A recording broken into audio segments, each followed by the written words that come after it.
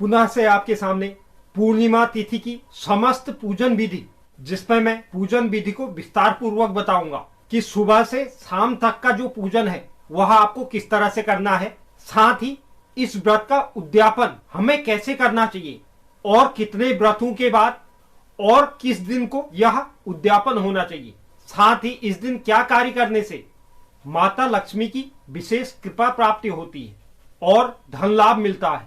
इन सब विषयों पर हम इस वीडियो में चर्चा करेंगे, तो आप वीडियो के अंत तक मेरे साथ बने रहें। और जो नए व्यूअर्स चैनल पे हैं, चैनल को आप जरूर सब्सक्राइब कीजिए, साथ साथ बेल नोटिफिकेशन भी ऑन कर लीजिए, जिससे चैनल पर अपलोड होने वाली हर एक वीडियो का नोटिफिकेशन आपके पास सबसे पहले पहुंचे। और आप वीडियो को लाइक और शेयर भी जरूर करें। तो चलिए शुरुआत करते हैं और जानते हैं पूर्णिमा व्रत के पूजन विधि, उद्यापन और लक्ष्मी प्राप्ति के उपाय के बारे में। पूर्णिमा तिथि पर चंद्र पूजन का विशेष लाभ प्राप्त होता है। इस दिन चंद्र को अर्घ्य देने से कुंडली में चंद्र तो सबल होता ही है, यानी कि व्यक्ति की मनोदशा सही होती है, स्वास्थ्य से संबंधित सभी परेशानियां दूर होती हैं, माता के स्वास्थ्य पर लाभ होता है, माता के साथ संबंधों में भी व्यक्ति को इससे लाभ मिलता है। इसके साथ ही चंद्र को अर्घ्य देने से माता लक्ष्मी की विशेष कृपा की प्राप्ति होती है। अगर आप चांदी के चंद्रमा का पूजन करते हैं या चांदी के लोटे से भगवान चंद्र को अर्घ्य देते हैं, अर्घ्य के पानी में दूध, मिश्री, साथ में लाल या सफेद पुष्प डालकर अगर आप चंद्रदेव को अर्घ्य देते हैं, तो ऐसे में चंद्रदेव की तो आप पर कृपा बनेगी ही, साथ में माता लक्ष्मी भी अति प्रसन्न होती हैं। पूर्णिमा के दिन घरों में, मुख्य तौर पर कार्तिक पूर्णिमा के दिन, मुख्य द्वार पर आम का पल्लव लगाना चाहिए और मुख्य द्वार के दोनों तरफ हल्दी से स्वास्तिक बनाना चाहिए। ऐसा करने से आपके घर में सकारात्मकता में वृद्धि होती है और माता लक्ष्मी घर की ओर आकर्षित होती है। ऐसा करने से आपके घर में धन वैभव में वृद्धि होगी, परिवार के लोगों की तरक्की होगी। इस दिन पवित्र नदियों का स्नान और दीपदान भी बहुत लाभकारी परिणाम देता है। मान्यता है कि ऐसा करने से कर्ज से मुक्ति मिलती है। इससे भगवान विष्णु के साथ माता लक्ष्मी प्रसन्न होती हैं। तो यह तो माता लक्ष्मी को प्रसन्न करने के लिए कुछ कार्य थे जिन्हें हम पूर्णिमा तिथि पर कर सकते हैं। अब हम पूर्णिमा तिथि के पूजन विधि के बारे में बात कर लेते हैं। इस दिन आप सुबह उठकर नित्य कर्म और स्नान आदि से निवृत्त होने के बाद सफेद वस्त्र धारण करें। जो भी सुहागिन महिलाएं हैं वह सफेद वस्त्र के साथ कोई अन्य कलर का वस्त्र भी धारण कर सकते हैं। इसके बाद आपको सूर्य को सर्वप्रथम अर्घ्य देना है। ओम घृणी सूर्याय नमः मंत्र के साथ सूर्य को इस दिन अर्घ्य भी जरूर दें। इसके पश्चात आप अपने पूजा स्थल पर जाएं। आप पूजा स्थल को गंगा जल से स्वच्छ कर लें। तो आपको एक चौकी चाहिए जिसमें आप पूजा स्थल पर लाल, सफेद या पीले रंग का वस्त्र बिछा लें। उसके ऊपर हो सके तो आप एक केले का पत्ता रखें और उसमें आप भगवान शिव और माता पार्वती की मूर्ति रखें। साथ में आपको एक कलश रखना है। आप तांबे का या पीतल का लोटा ले सकते हैं। उसमें आप गंगा जल या जल डालकर उसमें एक सुपारी, अक्षत और पुष्प डालकर और एक सिक्का भी डाल दें। इसके बाद उसके ऊपर आपको 5-7 आम के पत्ते लगा देने हैं, या आप आम की जगह में अशोक के पत्तों का भी इस्तेमाल कर सकते हैं। उसके ऊपर आप कोई चावल से भरी हुई कटोरी रख दें और उसके ऊपर आपको एक घी का दीपक जला लेना है। आपको यह ध्यान रहे कि पूर्णिमा के व्रत में कलश के ऊपर नारियल नहीं रखना है। इसके पश्चात आप चौकी पर माता लक्ष्मी और भगवान विष्णु की प्रतिमा भी जरूर रखें। अगर आपके पास चांदी की चंद्रमा है तो उसे भी आप इस चौकी पर रख दें। अगर चांदी की चंद्रमा नहीं है तो आप चावल से चंद्रमा की आकृति बनाकर उसमें सजा सकते हैं। आपने सर्वप्रथम जो कलश के ऊपर दीपक रखा है उसे जलाना है और इस व्रत के निमित्त आपको एक संकल्प लेना है जिसमें आप कुछ चावल के दाने, पुष्प और जल हाथ में लेकर आप जितने भी व्रतों को करना चाह रहे, चाहे आप पूरे साल के 12 व्रतों को करें या 18 व्रतों को करें या 32 व्रतों को करें, वैसे 32 व्रतों का संकल्प लेना सबसे उत्तम माना गया है।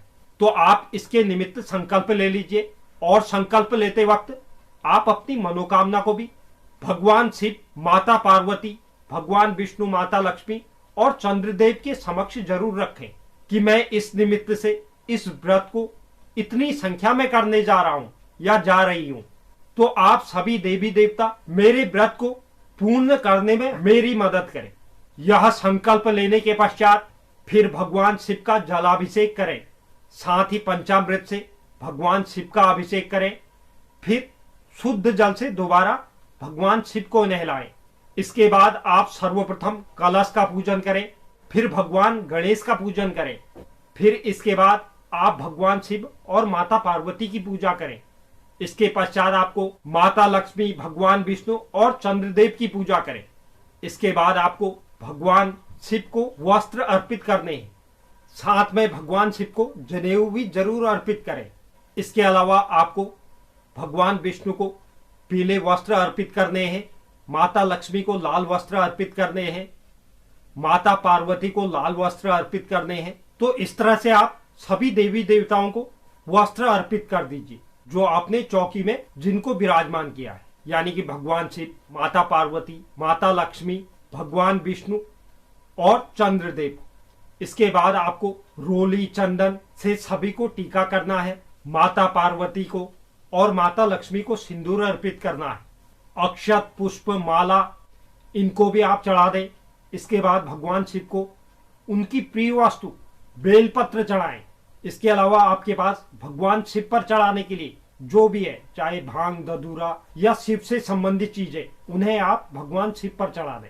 साथ ही फल चढ़ाएं और भगवान विष्णु को पीली मिठाई, पीले पुष्प इनको चढ़ा दें। माता लक्ष्मी और माता पार्वती को आपको खीर का भोग लगाना है और लाल चीजें चढ़ानी है, चाहे लाल पुष्प हो या लाल वस्त्र हो। इसके बाद धूप, दीप, नैवेद्य चढ़ाकर आप सभी देवी देवताओं की पूजा करें। भगवान शिव के पूजन में ओम नमः शिवाय, भगवान विष्णु के पूजन में ओम नमः भगवते वासुदेवाय नमः और माता लक्ष्मी के पूजन में ओम श्रीम श्रीये नमः और माता पार्वती के पूजन में आपको ओम उमाय नमः मंत्र का और चंद्रदेव के पूजन में ओम सोम सोमाय नमः मंत्र का अधिक से अधिक बार जाप करना है। इसके बाद आप पूर्णिमा व्रत की कथा जरूर पढ़ें या अगर आप पढ़ना नहीं जानते तो किसी से सुन लें। इसके बाद आप आरती करें। इस तरह से आप विधिवत पूजा करने के बाद शाम के समय चंद्रदेव का पूजन करें। वैसे मैंने पिछली वीडियो में भी ये बात बताई है, लेकिन इस वीडियो में मैं पूजन विधि और उद्यापन के संबंध में ही चर्चा करने वाला हूं। तो शाम के समय आपको सूर्यास्त से 15-20 मिनट पहले स्नान कर लेना है। इसके बाद आप अपने छत, बालकनी या ऐसी जगह पर जाएं जहां चंद्रदेव के दर्शन होते हो। तो चंद्र उदय होने के पश्चात आपको भगवान चंद्र की पूजा करनी है। सबसे पहले दीपक जलाएं, धूप, दीप, नैवेद्य और जो आपने खीर बनाई है उसे भगवान चंद्र के समक्ष रखें और उनकी आरती उतारें और आपको अर्घ्य देना है। अर्घ्य में आपको गंगा जल का उपयोग कर लेना है। अगर गंगा जल उपलब्ध नहीं है तो आप ताजे जल का उपयोग कर सकते हैं। जिससे आप अर्घ्य दे रहे हैं वह पात्र अगर चांदी का है तो यह बहुत उत्तम है। अगर चांदी का नहीं है तो आप तांबे या पीतल के पात्र से भी अर्घ्य दे सकते हैं। अर्घ्य के पानी में आपको गंगा जल ले लेना है या ताजा पानी ले लेना है।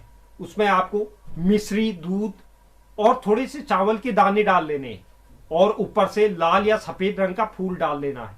फिर आप चंद्र को अर्घ्य दीजिए।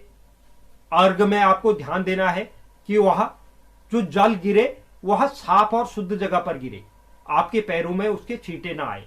फिर इसके पश्चात आपको उसी जगह पर 7 प्रदक्षिणा कर लेनी है जिस जगह से आपने अर्घ्य दिया है।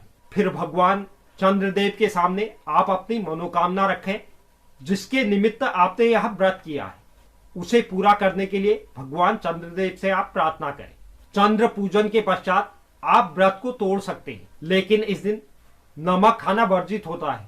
तो आप जो खीर बनाई है आपने उसका सेवन कर सकते हैं या फलाहार रहकर भी आप इस व्रत को कर सकते हैं। अगर इसके उद्यापन की बात करें तो उद्यापन के लिए आपको जैसे आपने 12 व्रतों का संकल्प लिया है, 18 व्रतों का लिया है या 32 व्रतों का लिया है, तो आपने जितने भी व्रतों का संकल्प लिया है उसके अगले पूर्णिमासी को यानी कि अगर आपने 12 लिया है तो 13वीं पूर्णिमासी को, अगर आपने 18 लिया है तो 19वीं पूर्णिमासी को, अगर आपने 32 व्रतों का संकल्प लिया है तो 33वें पूर्णिमा तिथि को। उस दिन आप हर रोज की पूर्णिमा की तरह पूजन कर लीजिए, जिस तरह से आपने हर पूर्णिमा में सभी देवी देवताओं का पूजन किया है। भगवान शिव, माता पार्वती, भगवान विष्णु, माता लक्ष्मी और चंद्रदेव, इनका आप सुबह पूजन कर लीजिए। इसके पश्चात आपको जौ, तिल और चावल से इस व्रत के निमित्त हवन करना है। आप सभी देवी देवताओं के मंत्रों के साथ, यानी कि ओम नमः शिवाय, ओम उमाये नमः, ओम नमः भगवते वासुदेवाय नमः, ओम श्रीम श्रीये नमः और ओम सोम सोमाय नमः मंत्र के साथ, यानी कि हर एक मंत्र की आपको 108 बार आहुति देनी है। जैसे पहले ओम नमः शिवाय मंत्र के 108 आहुतियों के साथ आप भगवान शिव के निमित्त हवन कर लीजिए। फिर इसके बाद माता पार्वती के निमित्त, तो हर एक मंत्र के साथ आपको इस हवन को करना है।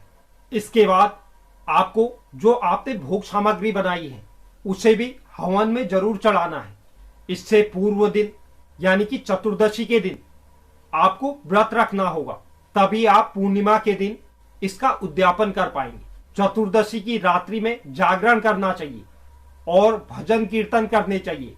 यह सब होने के पश्चात आपको 1, 5 या 7 ब्राह्मणों को अपनी यथा सामर्थ्य अनुसार भोजन करवाना चाहिए और दान दक्षिणा देनी चाहिए।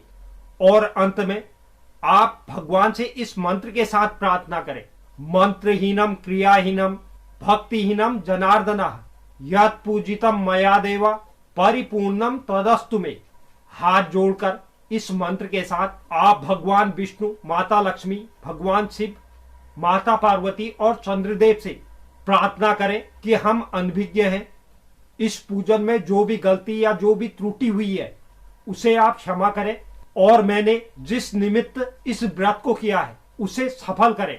इस व्रत के साथ आप इस व्रत का उद्यापन समाप्त करें।